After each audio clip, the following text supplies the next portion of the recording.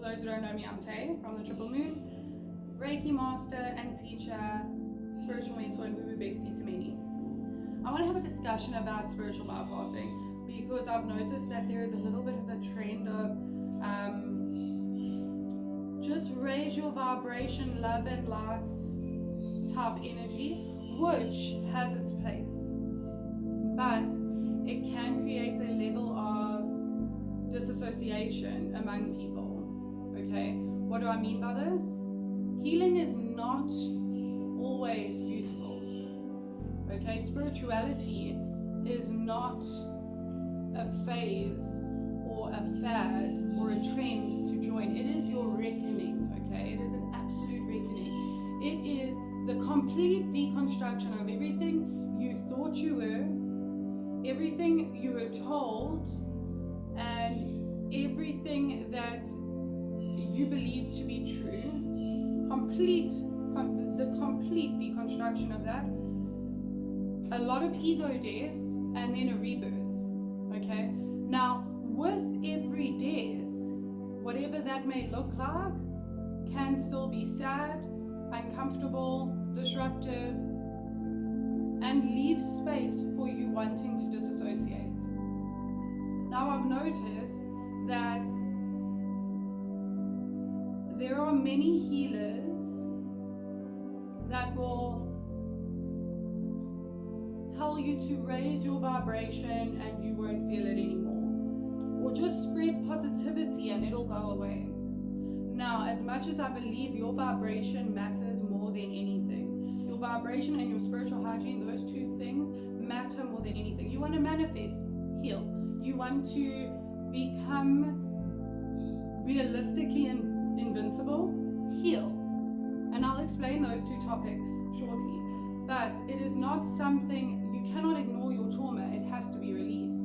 You cannot ignore your triggers, you need to cope through them, right? So yes, there is a place for love and light and high vibrations and all of that stuff. But to go against how your body feels and how you are feeling mentally and emotionally is completely inaccurate. Within reason, we need to acknowledge our emotions and release them. We need to acknowledge the trauma that we've been through and the patterns that they created in us. We need to acknowledge the trigger's existence and thank it for its lesson and let it go. What do I mean by that? If you are feeling triggered at a situation, first of all, that trigger is coming up from a past trauma. You are reacting from a past situation. You are not reacting from a current situation. So just because it feels the same doesn't necessarily mean you need to react the same way. It's essentially a survival technique that is built into your subconscious. So when you feel your trigger, you kind of got to acknowledge it and affirm against what you're feeling. So you could be feeling that spark in anxiety, that spark in cortisol, that flee or fight reaction to something that's this big because of something this big that happened in the past. And we don't need to keep recreating that for ourselves. So if something is this big, we don't actually need to react to it at all. Another thing that I want to discuss is boundaries. Okay, our triggers and our traumas have made us people pleasers, so to speak.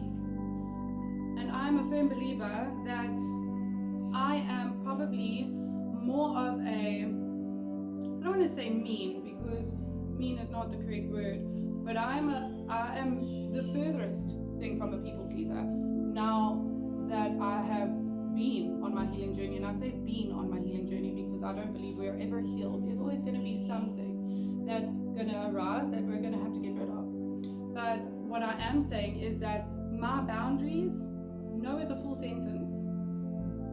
And this is something that I try and teach my students. This is something that I work with my clients, is to release that people-pleasing archetype that we built within us, to keep the peace, to make ourselves small, to make ourselves acceptable to those around us. How other people react to us is not our responsibility. How we treat ourselves and how we validate ourselves, that is our responsibility. And in authenticity is probably the most invalidating thing you can do for yourself. So, like I say, no is a full sentence.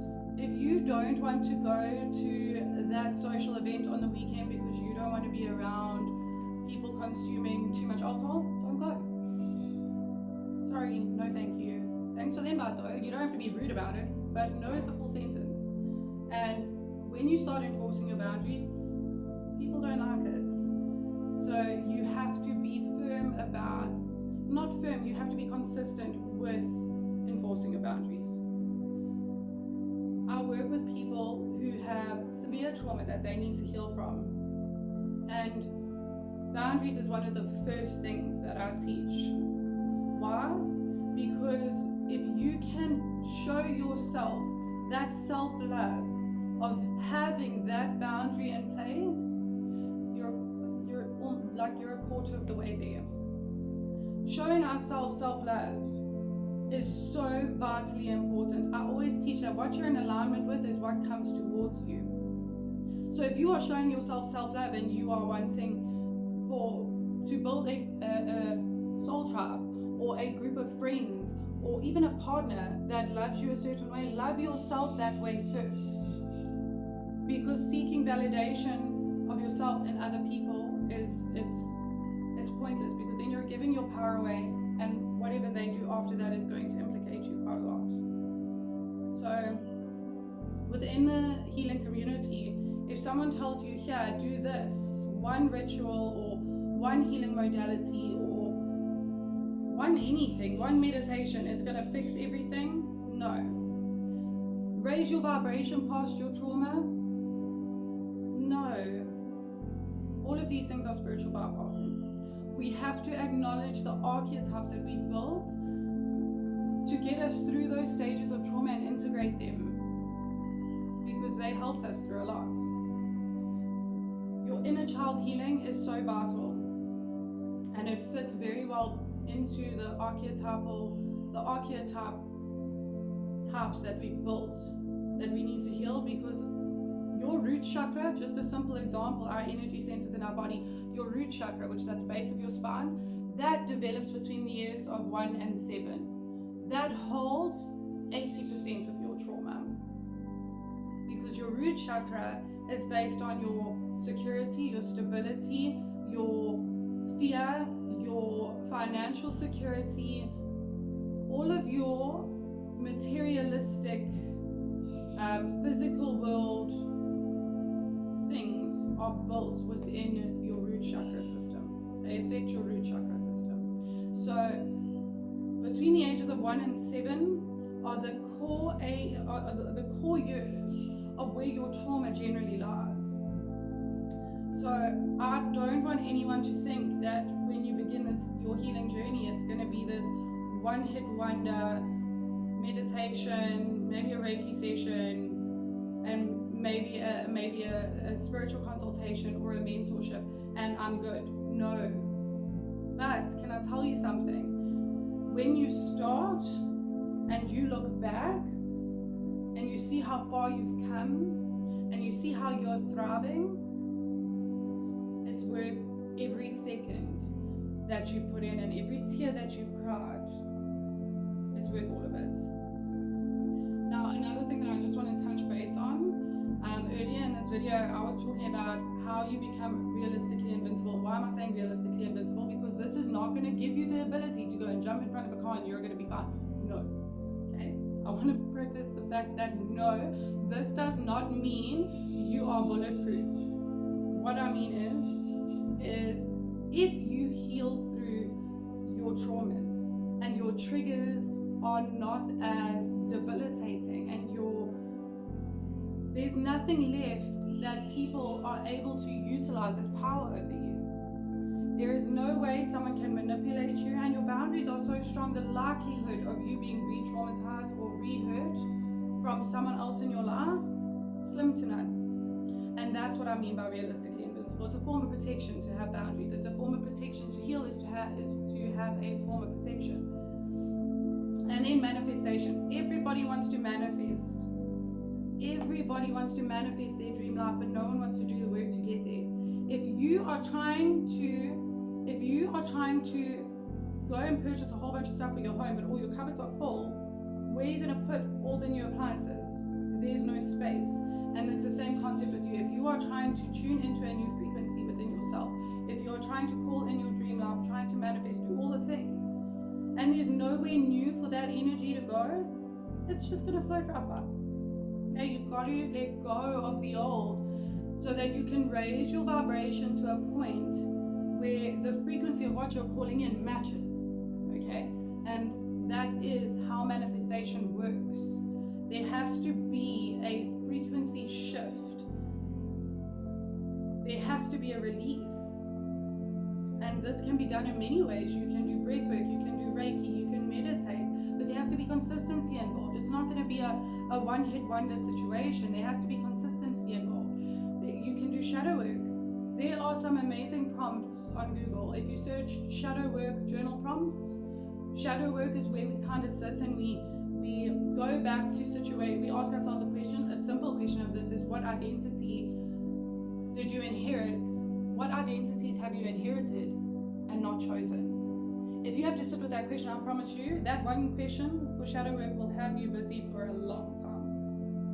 And a lot of healing will come from just that one simple question to kind of sit and unpack it. So that is spiritual bypassing, and that's what I wanted to touch base on with you guys today. I want you guys to have the most out of your healing journey, so that when you look back, you're liberated and you're free, and you've reached a point where anxiety and depression is not something you have to take a pill for all the time, or something that you have to cancel plans because you're unable to cope. Healing does not have to be done. This is not even stuff that you actually have to go to a healer for. This is all, besides the Reiki, everything else is stuff that you can actively do at home. There are so many sources of meditations on YouTube that will provide you the threshold that you need to have the inner child healing that you require. There are so many shadow work prompts that are available on Google, ChatGPT even. There are so many resources available. And it's not that hard. Is it going to be pretty? Sometimes there's going to be tears. Sometimes things are going to feel really heavy. But that's okay, because I promise you, if you start feeling the bad, the good is going to only feel that much better. Have a great week. Bye.